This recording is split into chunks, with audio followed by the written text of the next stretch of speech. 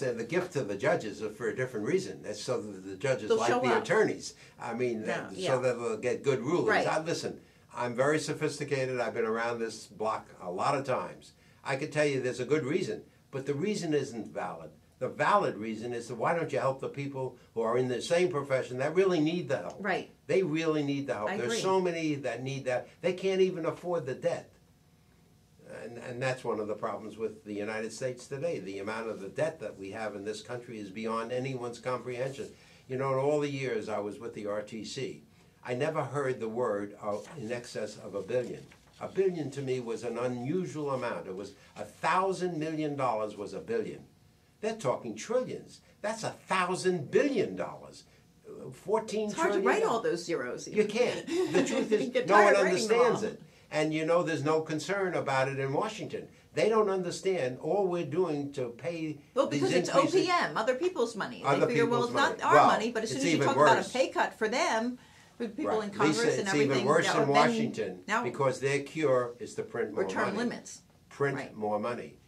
Eventually, that'll catch up. It's like the emperor who goes down there, who everyone said was well dressed and how beautiful his clothes was, and then a little kid said, "But Mom, he has no clothes on. He's naked." And it's the truth. One day, America is not going to be able to pay that debt.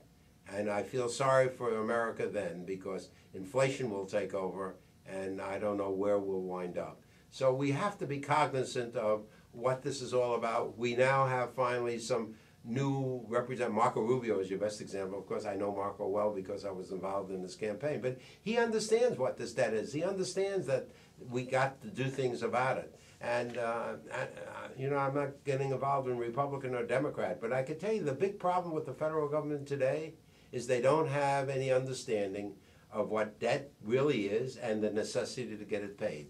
We can't continue to print the money. It's as simple as that. And as you know, I do a lot of work in Washington. I'm there almost every week. And there's a big difference between the politicians of today and the politicians that existed even 40 years ago. And I don't want to say I'm disappointed, but a lot of changes are going to have to come about before America becomes the place where people don't want to go to. Right now, America, what we take for granted here is the luxury of the world. Right. I've traveled, as you know, I've been all over the world, and there's no place like America. I don't care where you want to compare it to. There's just no place like America. I never get off that plane wherever I am, and I land in New York or Miami or Chicago, wherever I am. And it's the best place in the world. You land in Africa, you land in the Middle East. I've been all over the Middle East. You go to some of these places, you can't imagine how bad they are. You go into a department store or a store, you see 3 cans of goods on a shelf.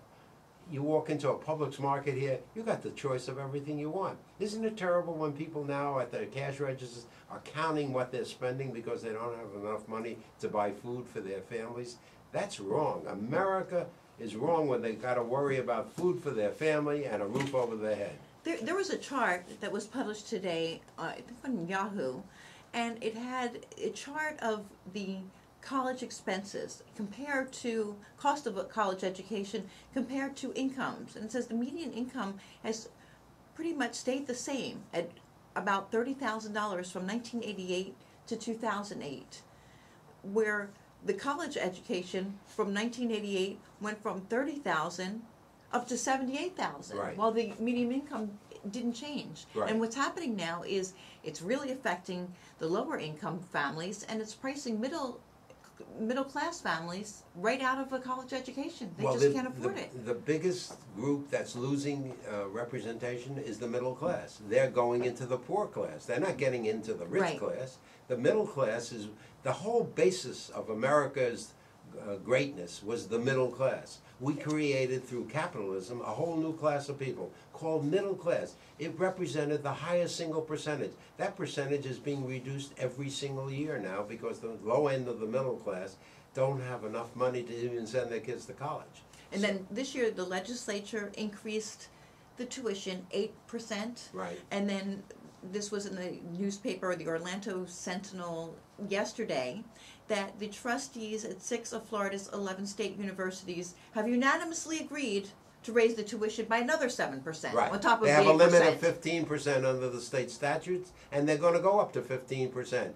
There is no cost index for cost of education. You know, I'm so sick and What are tired they of hearing doing the with all this presidents money? of the universities say, well, it's a cheap thing. Education is still inexpensive in Florida. It's only inexpensive to the guy who can afford it. It's not very inexpensive to the guy who can't afford some odd $1,000 in tuition. It's just ridiculous. Plus the fact that 60% of the cost of the tuition at our universities, in fact, are paid for out of sales tax.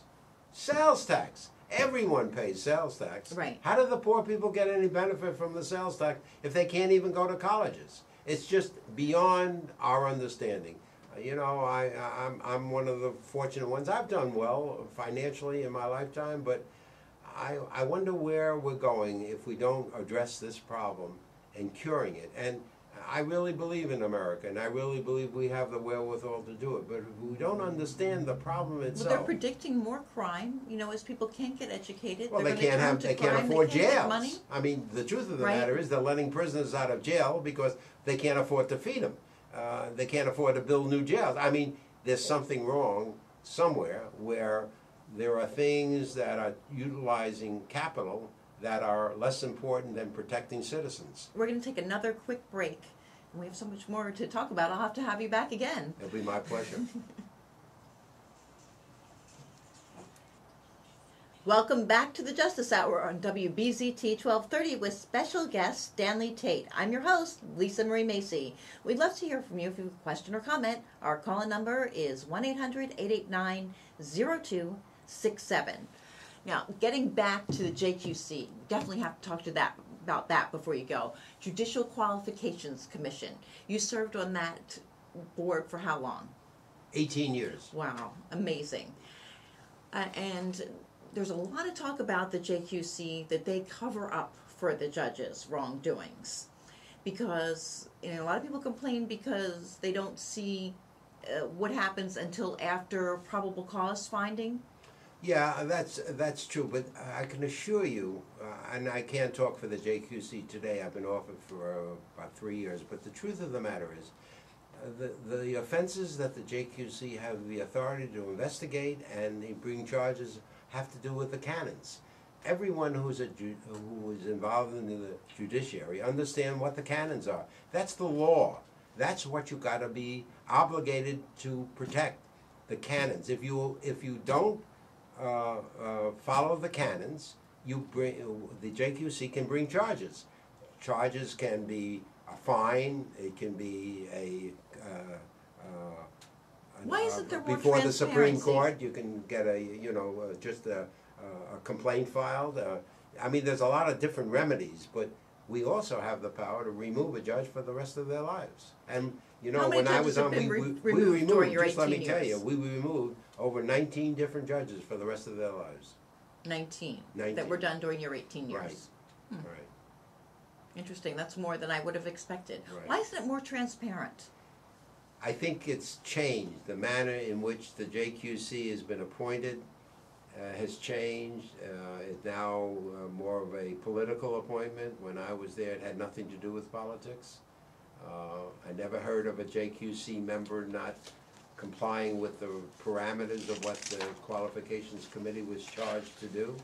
Today, I hear different stories. I don't know if you've read this. This is speaking of politics of the judiciary. There's the prosecution going on of Judge Hawks now. Yes, I'm aware of it. With they call it the Taj Mahal, the First Right, District that's Court the of one in Appeal. the appellate court in Duval County. No, it's in Jacksonville, Leon County. No, right in In, Tallahassee. right.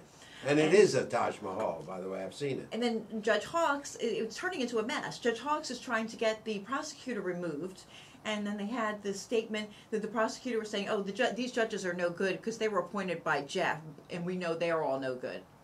I mean, That's an outrage. People are reading this, and it's disgusting. Let me tell you, when we ran the court, if an attorney would make that comment before the JQC, if I was running the court, I'd hold them in contempt. No one has that right to make that kind of a statement without proof. You can't just simply say those things. The judiciary is a bulwark of democracy. Trust me when I tell you, there is no better system than we have a 3-level government. and the judiciary is an important part of it. It really is. It's independent. They don't take orders from Congress. The Supreme Court doesn't take. It's designed that way. The Constitution, if it was rewritten today, would not be any better. It would be fortunate if it was as good as it was written over 200 years ago. It's a great document. It's enforceable. If there are changes necessary, you do it through amendments, and it can be done. It's worthwhile protecting the Constitution. I don't know of a single lawyer who has studied constitutional law who will be able to say, if I was writing it, I'd change it. They may change it, but it won't be as good.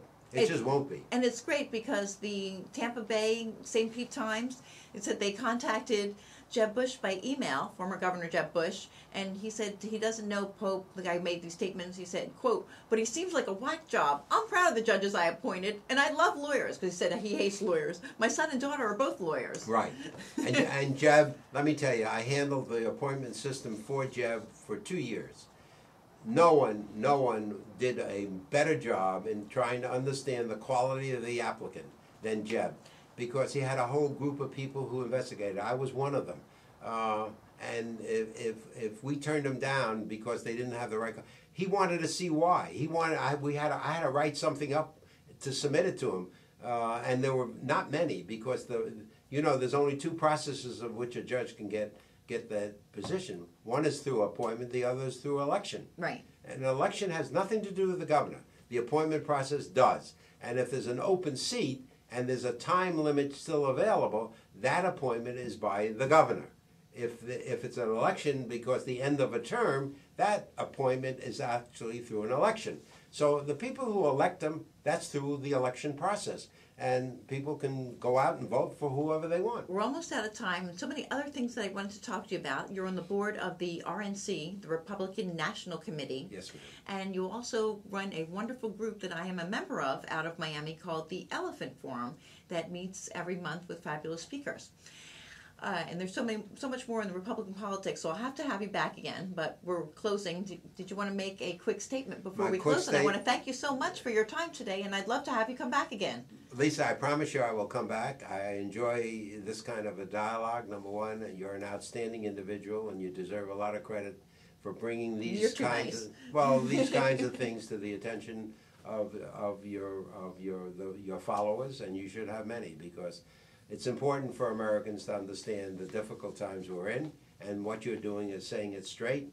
And I know you've brought other guests who have levels of expertise that can be heard that they can't get anywhere else. Thank you. Thank you so much, and God bless you and your family. And remember to keep listening to the one and only Justice Hour, because if you don't know your rights, you just don't have any rights. And I just want to remind everyone to go to my website, www.lisamacy.com, sign up for the Justice Hour newsletter, find out more about upcoming guests and events. Next week, Nathan Scott, former commissioner for the Florida Public Service Commission, will be guest hosting with Senator Alan Hayes. Should be a great show. Make sure you tune in. Don't miss it. And thank you to WBZT, to Pete for great work on the board. And don't forget to call me for information about advertising and sponsorship opportunities. 561-361-8528.